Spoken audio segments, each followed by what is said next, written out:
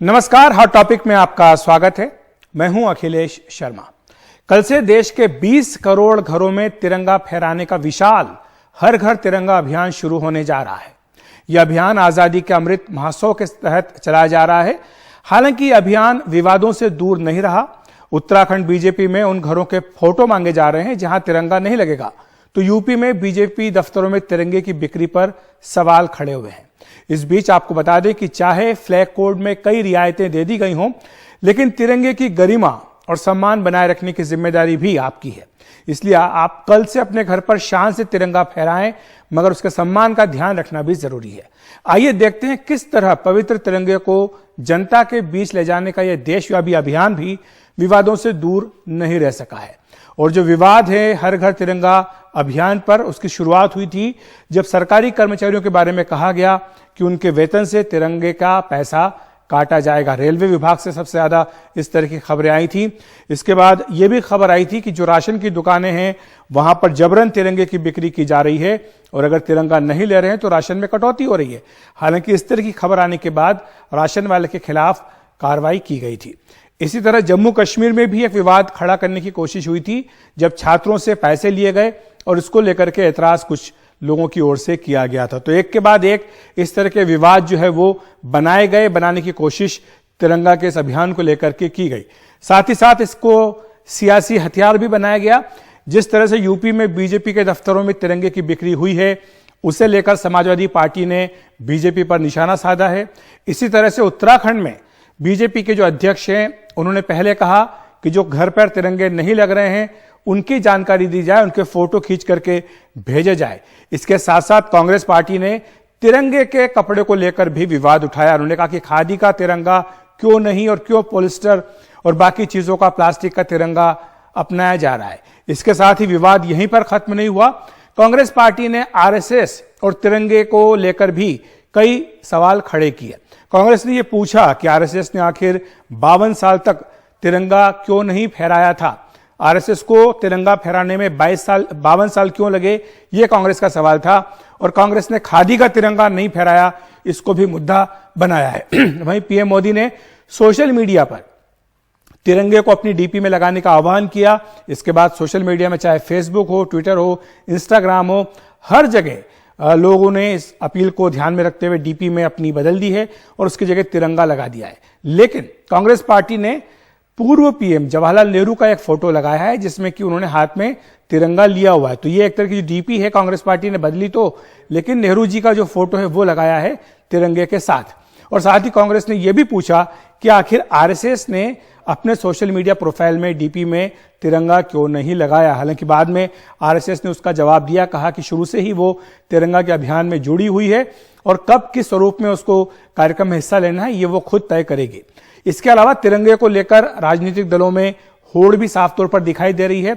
हर party को यह लगता है कि अकेले बीजेपी को ही तिरंगे के इस कार्यक्रम का श्रेय न मिल जाए, इसीलिए विपक्ष के शासन वाले राज्यों में भी कार्यक्रम किए जा रहे हैं, लेकिन इनका स्वरूप बदल दिया गया है। यानी उनकी छाप जो है वो भी इस अभियान पर दिखनी चाहिए। और यही कारण है कि चाहे कांग्रेस हो या फिर आम आदमी पार्टी हो, उसने अलग तरह का अभियान चलाया है। दिल्ली में अरविंद केजरीवाल ने आह्वान किया है कि 14 तारीख की शाम को सब मिलकर के जो है तिरंगा फहराएंगे। तो ये अलग अलग अपनी ओर से स्वरूप बनाने की कोशिश की गई है। और जैसा हमने शुरू में कहा था कि फ्लैग कोड में कई बदलाव किए गए हैं ताकि हर घर तिरंगा अभियान को कामयाब बनाया सके, 20 करोड़ घरों में तिरंगा लग सके। और पहले ये मनाही थी कि आप रात में तिरंगा नहीं लगा सकते, लेकिन अब इसमें बदलाव कर दिया गया है, आप रात को भी अपना तिरंगा लहरा सकते हैं। लेकिन ध्यान रहे, तिरंगे के नियमों का ध्यान रखना जरूरी है। कई उसमें नियम हैं कि किस तरह से लगाना है, उसकी जगह क्या होनी चाहिए, तिरंगा कैसा होना चाहिए, ये सारे नियम हैं और इनको लेकर के आपको खास तौर से ध्यान रखने की जरूरत है। और ये भी ध्यान रखें कि फहराने के बाद, उसके बाद जब कार्यक्रम समाप्त होगा, अभियान समाप्त होगा, उसके बाद भी तिरंगे की मर्यादा और सम्मान बनाए रखना है। यह ना हो कि सड़कों पर हमें तिरंगे बिखरे दिखाई दें, इनका सम्मानजनक ढंग से हमें ध्यान पूरा रखना है। और इस बीच उत्तराखंड बीजेपी अध्यक्ष महेंद्र भट्ट ने अपने बयान पर सफाई दी है। बुधवार को दरअसल हल्द्वानी में उन्होंने कहा था कि उन लोगों की देशभक्ति पर सवाल उठेंगे जो अपने घरों पर तिरंगा नहीं लगाएंगे। उन्होंने ये भी कहा था कि उन घरों की तस्वीरें भेजें जिन्हें तिरंगे से परेशानी है। अब उन्होंने सफाई देते हुए कहा कि वो ये कह रहे थे कि जिस घर पर तिरंगा नहीं होगा उस पर देश विश्वास नहीं कर सकता। आइए सुन लेते हैं। शक की नजर से नहीं कहा, मैंने कहा जिस घर में तिरंगा नहीं होगा उस पर देश विश्वास नहीं कर सकता है। शक किस रूप का होगा? राष्ट्र का अगर तिरंगा लगाने में किसको परेशानी हो सकती है? इस तिरंगे को हाथ में लेकर लोगों ने फांसी की तख्ती पर लटके हैं। ये तिरंगा आजादी के अमृत महोत्सव में बहुत राष्ट्रवाद का प्रतीक है। हम उसको आह्वान कर रहे हैं समाज के प्रत्येक व्यक्ति से, हर नागरिक से, पत्रकार बंधुओं से, स्कूल के छात्रों से, सबसे मेरा निवेदन है हर घर में तिरंगे का आह्वान होना चाहिए। और इस पूरे तिरंगा अभियान को लेकर के जिस तरह के विवाद उठाने की कोशिश की गई और साथ ही इस अभियान का मकसद दरअसल क्या है और क्या ये राजनीति की जो आपसी प्रतिद्वंदिता है उसका शिकार हो रहा है अभियान, इन तमाम सवालों पर चर्चा करने के लिए हमारे साथ वरिष्ठ पत्रकार राहुल देव जी हैं। राहुल जी, आपका बहुत बहुत स्वागत है एनडीटीवी इंडिया पर। आपसे यही समझना चाहेंगे कि ये आज़ादी का अमृत महोत्सव चल रहा है और इसी के लिए हर घर तिरंगा अभियान चलाया गया। ये कहा गया कि 20 करोड़ जो घर हैं पूरे देश में, इनमें तिरंगा फहराया जाए। माना गया कि जो तिरंगा है उसको आम लोगों तक पहुंचाना इस अभियान का एक मकसद है, लोगों में देशभक्ति की भावना को प्रज्वलित करना ये भी एक मकसद है। लेकिन जिस तरह के विवाद उठाए गए, इन्हें लेकर आप क्या कहेंगे? देखिए, मुझे तो ये पूरा अभियान ही समझ में नहीं आता। ये ठीक है कि अमृत महोत्सव चल रहा है और उस समय बहुत सारे तरह तरह के कार्यक्रम किए जा रहे हैं, किए जाने चाहिए, अच्छा विचार है। हम जितने तरीके से अपनी आजादी के 75 वर्षों को मना सकें, जितने आयामों के साथ, जितने तरीकों के साथ, जितनी जनभागिता के साथ, वो उतना अच्छा है। लेकिन प्रदर्शन प्रियता की भी एक हद होनी चाहिए। तो राष्ट्रीय भावना, राष्ट्रीयता की भावना, देश प्रेम, ये कोई प्रदर्शन की चीज है। और ये अगर हो जाए कि साहब, अभी तो अद्भुत चीज कही है उत्तराखंड के सज्जन ने, कि बीजेपी नेता ने, कि ये देशभक्ति नहीं मानी जाएगी उसकी, अगर उसके घर पे तिरंगा नहीं होगा तो उसको देशभक्त नहीं माना जाएगा। ये बहुत विचित्र बातें हैं, ये बहुत विचित्र। आखिर क्या इससे पहले इन 75 वर्षों में लोगों के हाथ में तिरंगा नहीं दिखा हमें? क्या तिरंगे के प्रति सम्मान नहीं था? उसको लेकर एक पवित्रता का भाव नहीं रहा है देश के नागरिकों में? ये क्या मतलब है इसका कि ये प्रदर्शन प्रियता की जरूरत क्या है? अगर हम इतनी ही सतही बना देंगे देश प्रेम को, तिरंगे के प्रति सम्मान को, तिरंगे की पवित्रता को, आजादी की भावना को, तो इसका तो कोई अंत ही नहीं है। ये समय है कि 75 वर्ष बाद हमारा जो देश की, देश प्रेम की, राष्ट्र की, उसकी जो समझ है, उससे जो हमारा लगाव है, हमारा जो प्रेम है, वो और गाढ़ा हो, वो बहुआयामी हो, वो समावेशी हो। उसको एक सरकारी कार्यक्रम बनाना और उसके लिए कई तरह तरह के अपनी अपनी समझ से कुछ सरकारी लोगों ने उस पर कुछ आदेश जारी कर दिए, चाहे वो सरकारी कर्मचारियों के लिए हो, बात नहीं है, ठीक है। ये नहीं कहा गया होगा प्रधानमंत्री कार्यालय से या केंद्र सरकार से कि ऐसा किया जाए। लेकिन लोग, जब सरकार का कोई आदेश आता है, और वो भी जब नरेंद्र मोदी जी का कोई आदेश या आह्वान आता है, तो लोग उसको कुछ अतिरिक्त उत्साह से बनाने की कोशिश करते हैं। उसमें भी कुछ प्रदर्शन प्रियता रहती है जी। लेकिन राहुल जी, क्या ये बात आप नहीं मानते हैं कि तिरंगे में और आम लोगों में एक दूरी तो नियमों के कारण बनी हुई थी? आप भी जानते हैं, इतिहास एक छोटा सा है कि किस तरह से जिंदल जो है वो हाईकोर्ट में गए, फिर उन्होंने वहां से तिरंगा फहराने की अनुमति उन्हें वहां से मिली, और इसके बाद जो फ्लैग कोड है वो भी आड़े आते रहा। तो क्या ये जरूरी नहीं है देश में कि जो तिरंगा है वो आम लोगों तक पहुंचे? देखिए, आम लोगों तक क्या बदलाव हुआ है? क्या इससे पहले तिरंगा फहराने पर रोक थी? उसके कुछ नियम ऐसे थे जिनका पालन करना हम लोगों के लिए कठिन था, या उनको रात में उतारना जरूरी था, एक निश्चित तरीके से उसका पालन करना था। तो ये तिरंगा सबके लिए फहराना सुलभ हो, सुगम हो, और सबको उसका अवसर मिले, उसमें कोई रुकावट ना आए किसी तरह की, उसकी गरिमा को ध्यान में रखते हुए, ये तो परिवर्तन अच्छे हैं।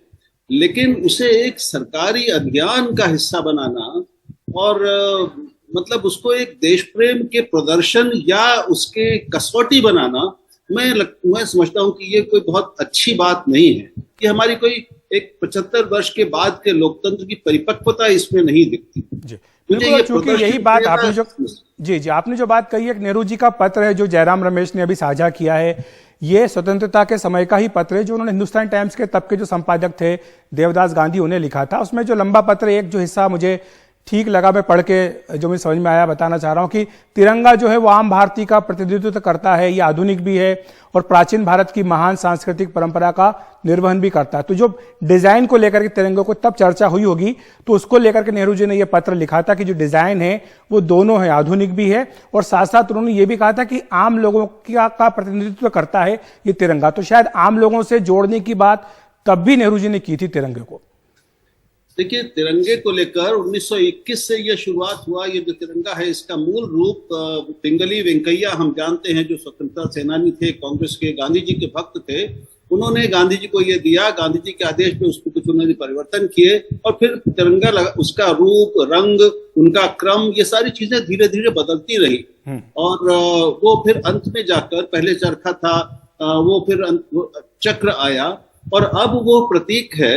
पिछले 75 से ज्यादा सालों से, 80 साल से वो हमारे भारतीय जो लोकतंत्र की सभ्यता की आधारभूत मूल्य हैं, सार्वभौमिक मूल्य हैं, उनकी आधुनिकता और सार्वभौमिकता को प्रकट करने वाला हमारा सबसे पवित्र प्रतीक है।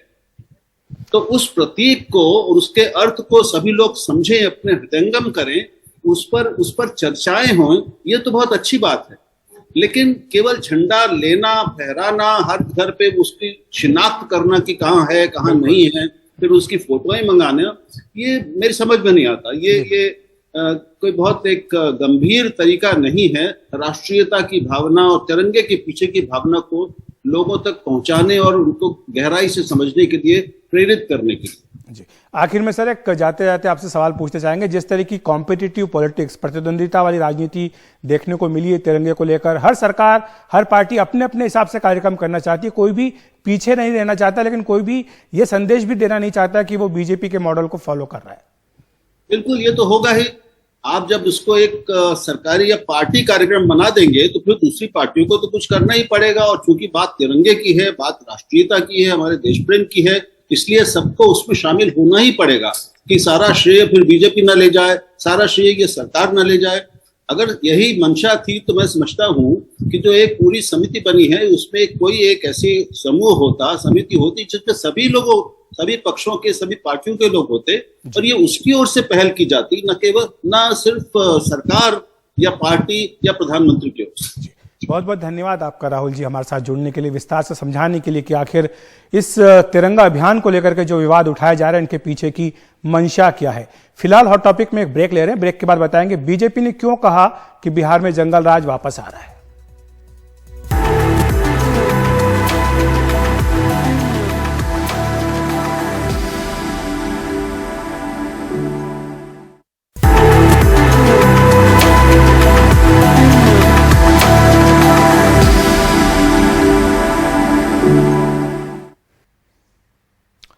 बीजेपी ने आज नीतीश आरजेडी सरकार पर हमला बोलते हुए कहा कि बिहार में जंगल राज रिटर्न्स हो चुका है।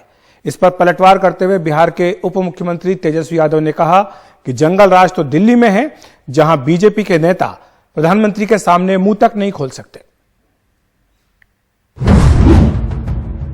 बहुत जल्दी में जिस प्रकार से बहुत मैं कहूंगा अव्यवस्था फैल रही है बिहार में, उसका एक संस्मरण आपके सामने रखूंगा। जिला पश्चिम चंपारण में 12 वर्षीय किशोरी से सामूहिक दुष्कर्म होता है। मुजफ्फरपुर में व्यवसायी नलिन रंजन के घर दिन दहाड़े घुस लुटेरे 40 लाख रुपए की संपत्ति लूट लेते हैं।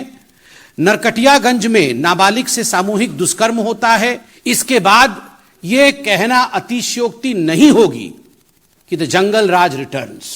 जंगल राज में आप खड़े होकर के जंगल राज चिल्लाओगे और आपका कोई मुंह नहीं तोड़ेगा तो वो जंगल राज थोड़ी ना है। जंगल राज तो केंद्र में है, जहां भाजपा के एमपी भी चू तक नहीं कर सकते, जहां तानाशाही है। कहां ऐसा और जंगल राज का अगर विश्लेषण करोगे तो डेटा होना चाहिए ना, आंकड़े उठा करके देख लीजिए। आप छोड़ो जंगल राज कहते तो एनसीआरबी, भारत सरकार का गृह मंत्रालय का आप डेटा उठा करके देख लीजिए। बिहार कौन से स्थान पे है, दिल्ली कहां पे है जहां प्रधानमंत्री रहते हैं। अरे भाई, कथनी और कहानी से अब देश चलने वाला है क्या। हॉट टॉपिक में इतना ही, नमस्कार।